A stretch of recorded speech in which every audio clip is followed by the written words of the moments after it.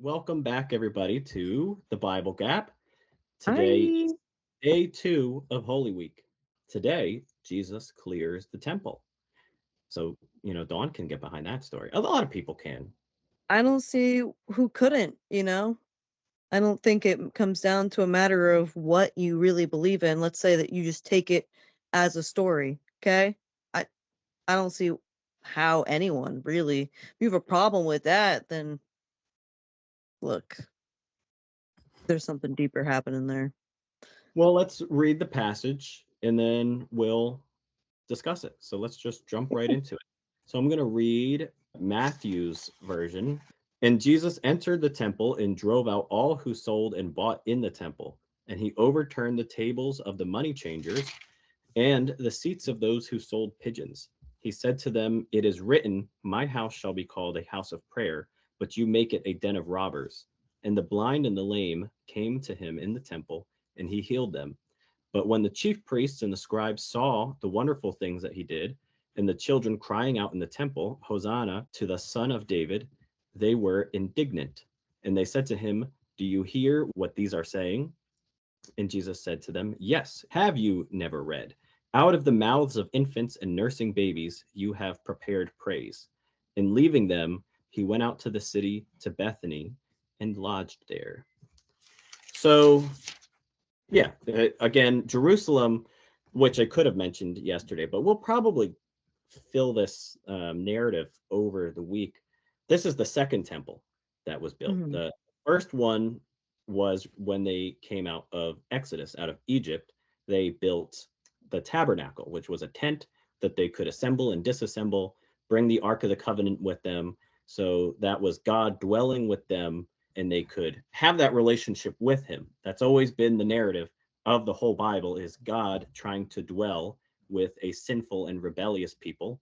So that was how he first started there. Well, he first started, I would say, in the Garden of Eden when he actually walked with Adam.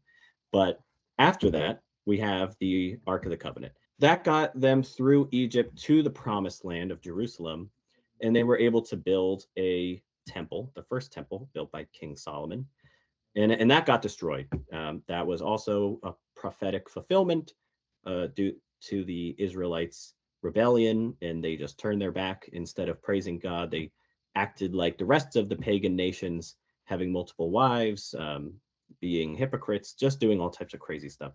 The Bible, it's a fun thing to read.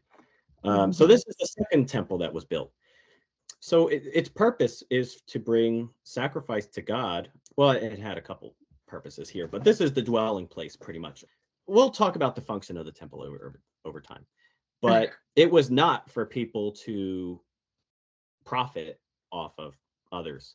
So these money changers that were there had to, it's not like they were wrong for being there. As the nation of Israel grew and the population was growing, people had to come from all over the place to get to this temple for the feasts that were going on.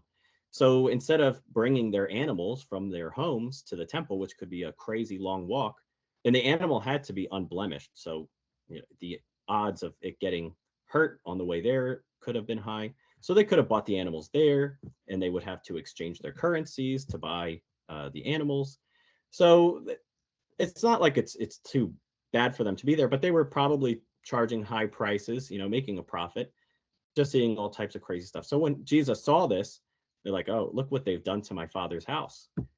Instead of praising him and using it as sacred ground, they've turned it into, he calls it, a den of thieves. So that's kind of where we're at with that. And there's, again, there's prophetic fulfillment in this as well. But I don't know, Dawn, do you have any thoughts of the temple cleansing? Just that I wish more Christians actually listened to that part and did that. That'd be great. That'd be Mm. great. Yeah, it's almost like the equivalent of when you have these mega church pastors who are like, Yeah. "Give us your money," and just all types of hypocrisy, like really profiting off of the sacred church. It's not Mhm. supposed to be a get rich scheme. It's supposed to, the money that they get is supposed to engage in the community, support people who need it, and just share the love of God to the public. And it doesn't happen today. as much as it should. And No, you're it right. does not. Christians definitely need to call it out when we see it.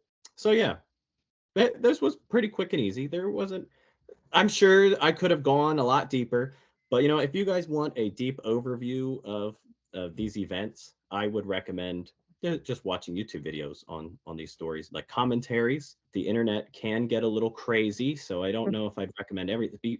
Be careful of where you get your information. So just be wary of that. Obviously, I would recommend reading the Bible for yourself to see it. I mean, if What you're gonna you do. want us to go deeper into any topic, let us know. Leave it in the comments, send it an email, message us. We could totally do any requested deep dive. Absolutely. And yeah, that's pretty much it for today. And we'll see you back tomorrow of day 3, which is the 7 woes, where Jesus really goes hard on the religious leaders for their hypocrisy. So that'll be a fun one to read. So thanks for listening. Don't forget to subscribe and rate the show, and we'll see you tomorrow. Peace.